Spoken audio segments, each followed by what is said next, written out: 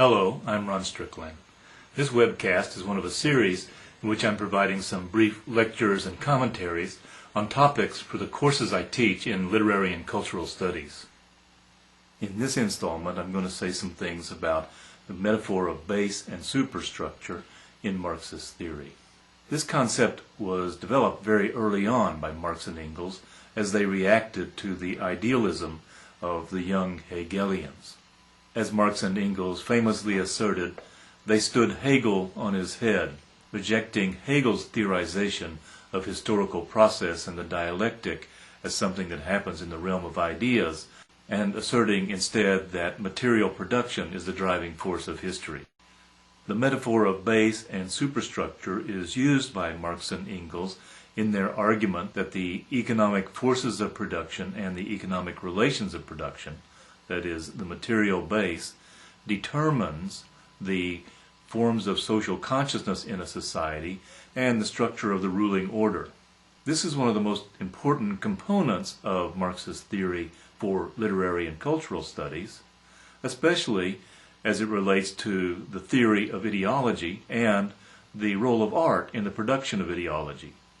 Following early 20th century Marxist theorists like Karl Kautsky and George Plekhanov, traditional Marxist theorists interpreted base to mean specifically material reality and superstructure to mean something like social and intellectual phenomena. And many interpreted Marx's argument to mean that there is a straightforward relationship of mechanical causality between the base and the superstructure.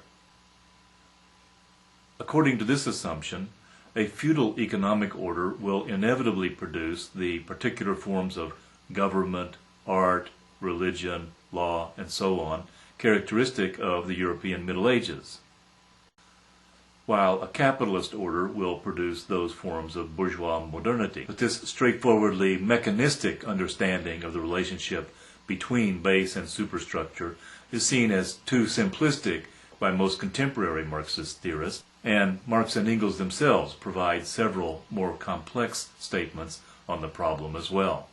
An early articulation of the concept of base and superstructure is found in Marx and Engels' critique of the idealism of the young Hegelians in The German Ideology, written in the mid-1840s. They write, "Civil society embraces the whole material intercourse of individuals within a definite stage of the development of productive forces.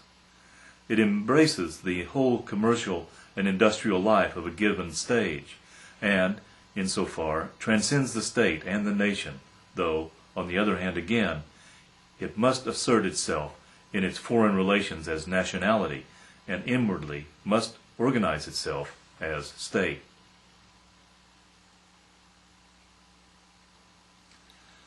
They go on to say, "The word civil society emerged in the 18th century when property relations had already extricated themselves from the ancient and medieval communal society.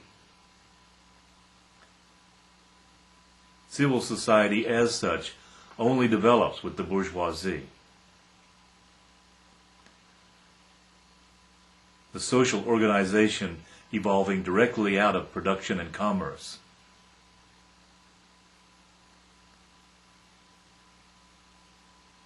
Which in all ages forms the basis of the state and of the rest of the idealistic superstructure." Significantly, Marx and Engels are historicizing the concept of civil society in this passage, as opposed to idealist philosophers of the time who would take civil society as a trans-historical given. For Marx and Engels, civil society is a product of modernity, of capitalist relations of production, and part of the superstructure. One of the most frequently cited passages on the base superstructure metaphor comes from Marx's contribution to the critique of political economy, written in 1859, 15 years after the German Ideology. There, Marx begins by noting that he developed the concept through a critical re-examination of Hegel's writings on the philosophy of law. Marx notes that Hegel, like the English and French thinkers of the 18th century, saw civil society in terms of legal and political discourses. But Marx will argue that the anatomy of civil society has to be sought in the economy. The relevant passage is one that I've also discussed in another webcast on the concept of historical materialism. It begins, "In the social production of their existence, men inevitably enter into definite relations, which are independent of their will, namely, relations of production appropriate to a given stage in the development of their material forces of production. The totality of these relations of production constitute the economic structure of society, the real foundations on which arises a legal and political superstructure, and to which correspond definite forms of social consciousness.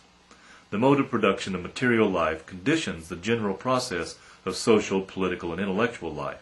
It is not the consciousness of men that determines their existence, but their social existence that determines their consciousness."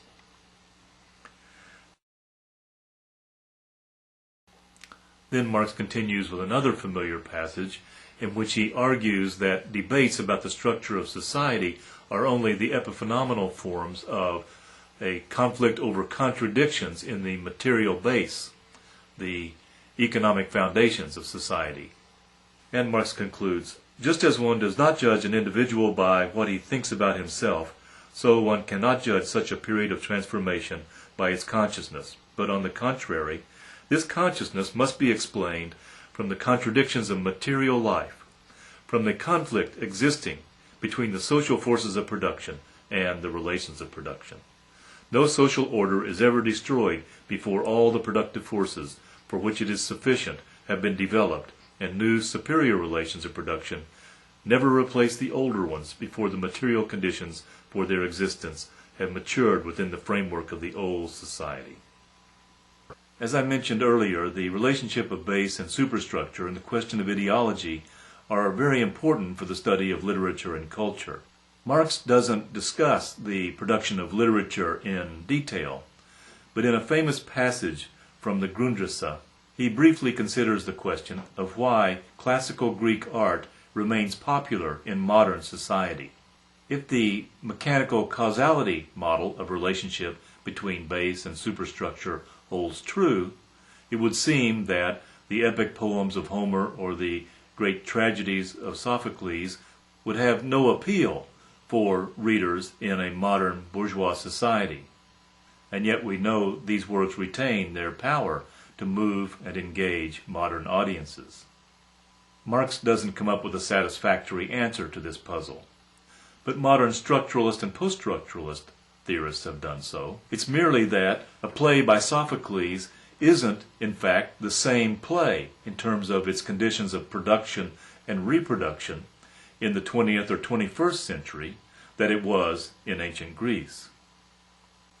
The play has been wrenched from its original historical context and divorced from its original social function and made to play a new role in the context of a modern set of social, political, and economic relations. I'll return to this problem in another webcast discussing Althusser's theory of ideology. As always, if you have questions or comments as you're reading about and thinking about these issues, don't hesitate to send me an email.